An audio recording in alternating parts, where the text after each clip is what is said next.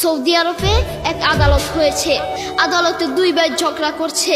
এক ভাই বলছে মাকে আমি রাখবো, আরেক ভাই বলছে না মাকে আমি রাখবো। দোনো ভাই ঝগড়া করছে মাকে ঘরে রাখার জন্য। এরপর এক ভাই মাকে নিয়ে চলে যাচ্ছে, আরেক ভাই মাটিতে গড়া দিতে দিতে অবস্থা খারাপ।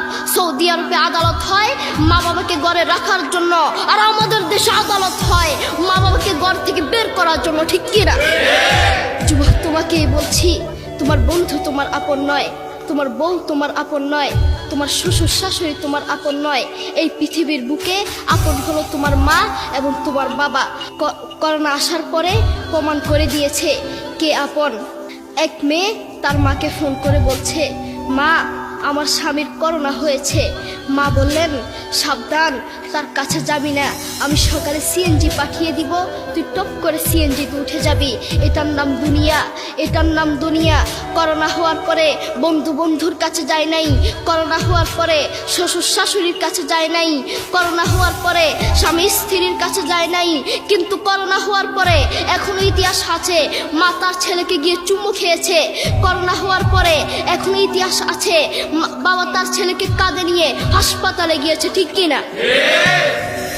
যুবক, তুমি তোমার মাকে কিছু মনে করছো না। তোমার মাকে তুমি ঘর থেকে বের করছো। ছেলে বিদেশ থেকে এসেছে, এসে শ্বশুর বাড়িতে গিয়েছে, তারা তাকে উল্টাপাল্টা বুঝিয়েছে। এখন বাড়িতে এসে সে বলছে, মা তুমি আমার টাকায় খাও, আমার ঘরে থাকো, আবার আমার বউকে পিটাও। এই কথা শোনার পরে কি কোনো মার কলিজা আছে? মা বাথরুমে গিয়ে আধা ঘন্টা কাঁদতে লাগলেন। কেঁদে অজু করে নামাজে দাঁড়ালেন। নামাজ পড়ে আল্লাহর কাছে বলতে লাগলেন, আল্লাহ তুমি আমার মার উপর রাগ করিও না, আমার ছেলের উপর রাগ করিও না, ও ভুল করেছে, তুমি আমার ছেলের উপর রাগ করিও না, আমি আমার ছেলেকে বুঝাবো। এরপর মা গিয়ে ছেলেকে বুঝাচ্ছেন, বলছেন বাবা তুমি আমাকে বের করে দিবা, সমস্যা নেই, তুমি আমাকে বের করে দিও, কিন্তু আমার একটা স্বপ্ন আছে। ছেলে বললেন কি স্বপ্ন বলেন? মা বললেন তুমি বাজারে গিয়ে একটা পাকা আম নিয়ে আসবা, এসে তোমার বুকের উপর রাখবা, সকালে উঠে ওটা আমি খাবো। এরপর ছেলে বললেন আচ্ছা ঠিক আছে। ছেলে বাজারে গিয়ে একটা পাকা আম নিয়ে আসলো, এসে বুকের উপরে রাখলো। 5 মিনিট না যেতেই সেই আম পিঠের নিচে পড়ে চ্যাপ্টা হয়ে গিয়েছে। এরপর ছেলে মাকে বললেন, মা তুমি কি সকালে উঠে আমটা খাবে?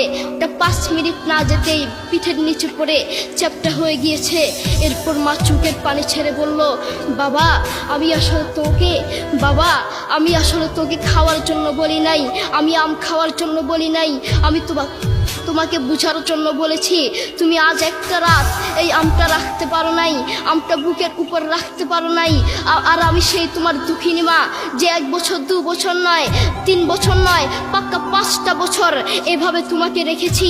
আমিও যদি তোমার মতো এভাবে ঘুমাতাম, তুমিও তো আমার পিঠের নিচে পড়ে চ্যাপ্টা হয়ে যেতা। এরপর ছেলে চোখের পানি ছেড়ে বলল, মা আসলে আমি বুঝতে পারি নাই তুমি কি জিনিস।